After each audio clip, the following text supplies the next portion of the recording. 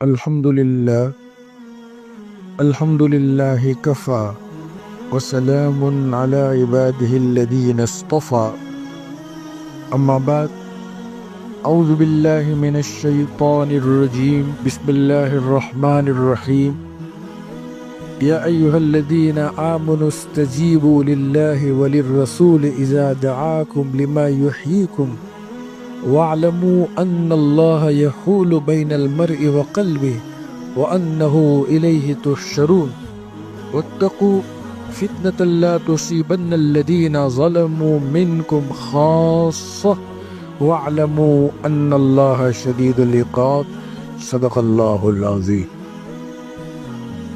معزز بھائیو عزیزو، ابھی جو آیات تلاوت کی گئی ہے بڑی جامع ہیں۔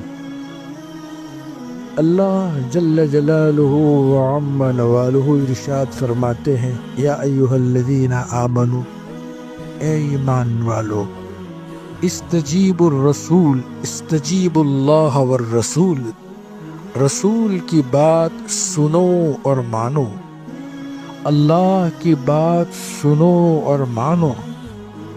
وَلِلرَّسُولِ إِذَا دَعَاكُمْ، وہ تمہیں جس بات کی دعوت دے رہے ہیں اس سے تمہاری زندگی بن جائے گی۔ لِمَا يُحْيِيكُمْ، وہ باتیں تمہیں حیات بخش زندگی عطا کرتی ہے۔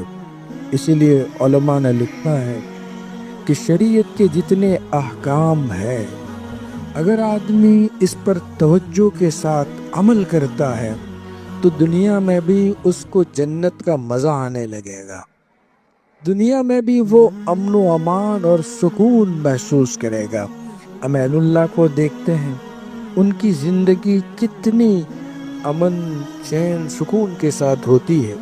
اللہ ان کے دلوں میں ایسا امن عطا فرماتے ہیں، سکون عطا فرماتے ہیں کہ پاس بیٹھنے والوں کو بھی اس کا احساس ہوتا ہے۔ حضرت تھانوی رحمۃ اللہ علیہ کی یہاں میں مثال دے کے سمجھاؤں، وہ خط و کتابت کا بڑے مراحل رہتے تھے۔ ایک صاحب نے لکھا کہ حضرت مجھے بہت غصہ آتا ہے اور غصے میں کبھی بے قابو ہو جاتا ہوں، جس کے نتیجے میں میرا بہت بڑا نقصان ہو جاتا ہے۔ حضرت نے فرمایا کہ آپ کے شہر میں فلاں حکیم صاحب ہے، چونکہ نام بھی لکھا ہوا ہے، مثالیں یوں ہی ذہن میں آتی ہے، کوئی تیاری نہیں ہوتی، نام تھا اس کا ذہن کا، فلاں حکیم صاحب کے پاس بیٹھو، بس صرف بیٹھو، بس اس پر انہوں نے عمل کرنا شروع کر دیا۔ اب جب عمل کرنا شروع کیا، ایک دن، 2 دن، ایک معتد بھی مقدار جا کر صرف بیٹھ جایا کرتے تھے، بیٹھے، نتیجہ یہ ہوا کہ سارا غصہ ان کا ختم ہو گیا۔ حضرت کو انہوں نے لکھا کہ حضرت اب تو الحمدللہ وہ کیفیت نہیں رہی، ان کے پاس بیٹھ کر یہ چیز حاصل ہو گئی۔ اسی لیے حضرت مولانا عبداللہ کاپودروی صاحب رحمۃ اللہ علیہ فرماتے تھے، میں نے خود ان کو کہتے ہوئے سنا، کہا کہ دیکھو، اہل اللہ کے پاس بیٹھو، اللہ والوں کے پاس بیٹھو، وہ کچھ بھی نہیں بولیں گے تب بھی اثرات مرتب ہوں گے، یعنی بیٹھنے سے ہی اثر ہو جائے گا۔ تو آدمی تھوڑی دیر بھی ان کے پاس بیٹھتا ہے تو وہ اثرات قبول کرتا ہے۔ علماء نے لکھا ہے، آدمی 2 حال سے خالی نہیں، یا تو مؤثر ہوتا ہے یا متاثر ہوتا ہے، یعنی اپنا اثر ڈالتا ہے، اپنا اثر قبول کرتا ہے۔ اب دیکھیے اثرات، دیکھیے میں نے ابھی ایک سروے پڑھا، سنا، اور ہمارے عزیز نے بھی بتلایا، ایک سروے ابھی بہت بڑا سروے ہوا۔ سروے یہ ہوا کہ آج کل تقریباً یوں سمجھے کہ 4 گھنٹے، بعض کہتے ہیں 5 گھنٹے، سروے کے مطابق ہر آدمی موبائل میں گزارتا ہے۔ اب بتلائیے 4 گھنٹے روزانہ کے، ہفتے میں کتنے گھنٹے ہوئے؟ 7 دن، 7 چوک 28 گھنٹے۔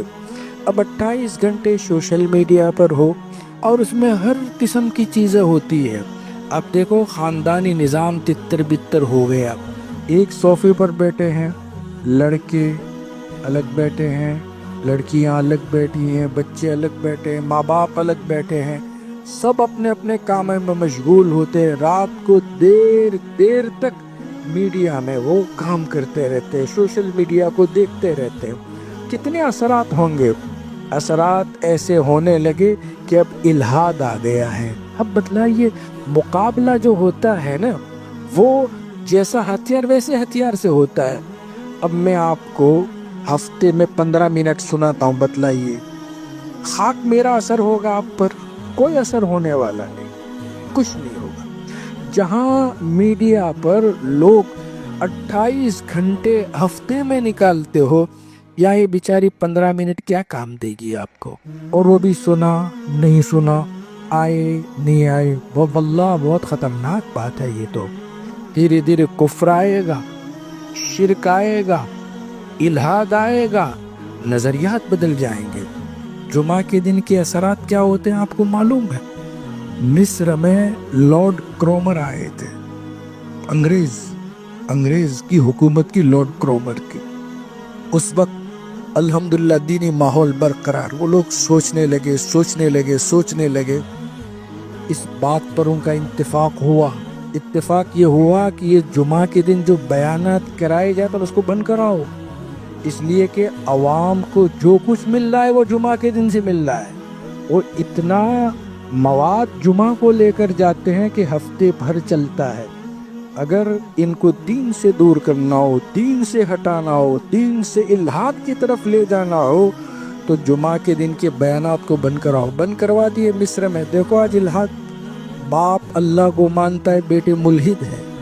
یہ ہے بھائی، ہم آپ کو وہی سناتے ہیں جو آسمان سے اترتی ہے، ہم بہت دل سے سناتے ہیں، آؤ اور ہماری باتیں سنو۔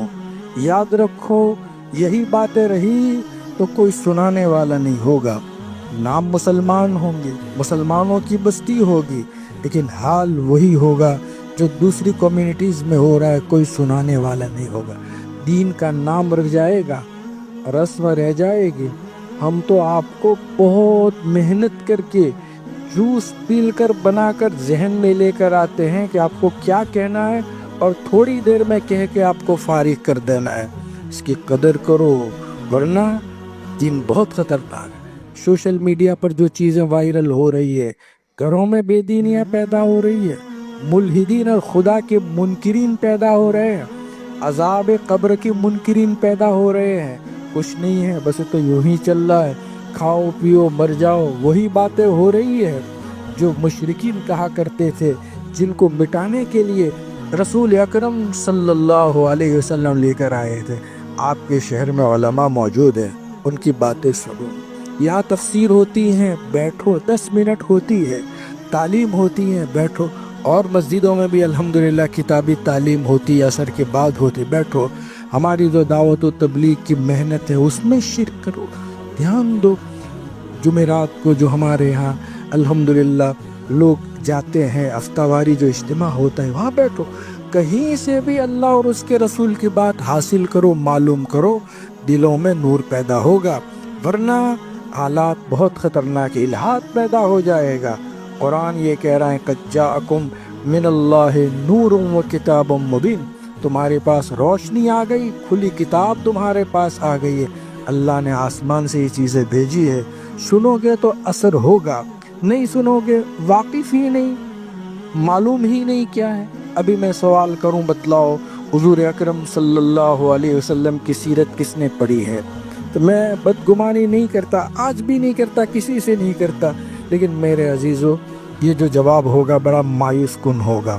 ہمیں حضور کے بچپن کے بارے میں معلوم نہیں ہوگا، آپ کی جوانی کے بارے میں معلوم نہیں ہوگا، مکے کی زندگی کے بارے میں، مدینے کی زندگی کے بارے میں، غزوات کے بارے میں، فتح مکہ کے بارے میں، خلفائے راشدین کی سیرت کے بارے میں، اہل اللہ کے احوال کے بارے میں، اور اللہ نے جو دین کی حفاظت فرمائی اور جو ہم تک پہنچا ہے، جس میں مجددین نے، محدثین نے، مورخین نے، علماء امت نے جو رول ادا کیا ہے، وہ ہمیں معلوم نہیں ہوگا۔ یہ افسوس کے ساتھ کہنا پڑتا ہے، بھائی ہم تو آسمانی میراث کے وارث ہیں، اللہ نے ہمیں مبعوث فرمایا ہے۔ اور حضرت شاہ ولی اللہ محدث دہلوی رحمۃ اللہ علیہ لکھتے ہیں کہ یہ امت انبیاء کے قائم مقام ہے، مبعوث ہیں۔ اور حضور اکرم صلی اللہ علیہ وسلم نے ہمیں امانت سونپی ہے۔ جس وقت آپ کی وفات ہوئی ہے اس سے پہلے آپ نے حجۃ الوداع کے موقع پر کیا کہا تھا؟ فَلْيُبَلِّغُ الشَّاهِدُ الْغَائِبُ، جو لوگ حاضر ہیں وہ غائبین تک میری بات پہنچا دے۔ اور یوں فرمایا تھا بلغوا عنی ولو آیا، ارے ایک آیت مجھ سے سنو تو ایک آیت پہنچاؤ، یہ ہماری ذمہ داری ہے۔ بھئی ہم تو آسمانی نظام کے وارث ہیں، اللہ کے نبی علیہ السلام نے ہمیں سب کچھ بتا دیا، لوگ دو جہاں میں جو ہو رہا ہے اس کو جانتے ہیں، ہم کو تو یہ تک بتایا کہ آنکھ بند ہوگی تو کیا ہوگا، قبر میں کیا ہوگا، حشر میں کیا ہوگا، اللہ ہم سے پوچھے گا، وہاں پل صراط ہے، وہاں میزان ہے، وہاں جنت ہے، وہاں جہنم ہے۔ اور اللہ نے اپنے نبی اللہ کا تعارف نبی علیہ السلام نے کرایا کہ اللہ کون ہے، اس کی ذات کیا ہے، اس کی صفات کیا ہے، ساری چیزیں اللہ نے قرآن کی شکل میں، حدیث کی شکل میں، کتابوں کی شکل میں، علماء امت کی شکل میں اللہ تبارک و تعالیٰ نے ہمیں عنایت فرمائی ہے۔ رسول اکرم صلی اللہ علیہ وسلم نے فرمایا جالس العلماء، علماء کی صحبت میں بیٹھو، حدیث ہے جالس العلماء، اللہ ان کی صحبت سے مردہ دلوں کو ایسے زندہ کرتے ہیں جیسے بنجر زمین میں ہریالی آتی ہے۔ قرآن اور سنت میں یہ طاقت ہے اور ایمان میں یہ طاقت ہے۔ اللہ کی بات سنو، رسول اللہ کی بات سنو، ہم چند منٹ آپ سے مانگتے ہیں اور کوئی چیز نہیں مانگتے، پابندی سے آؤ، بات سنو، خود بھی عمل کرو، گھر بھی پہنچاؤ۔ اللہ مجھے بھی اور آپ کو بھی عمل کرنے کی توفیق عطا فرمائے۔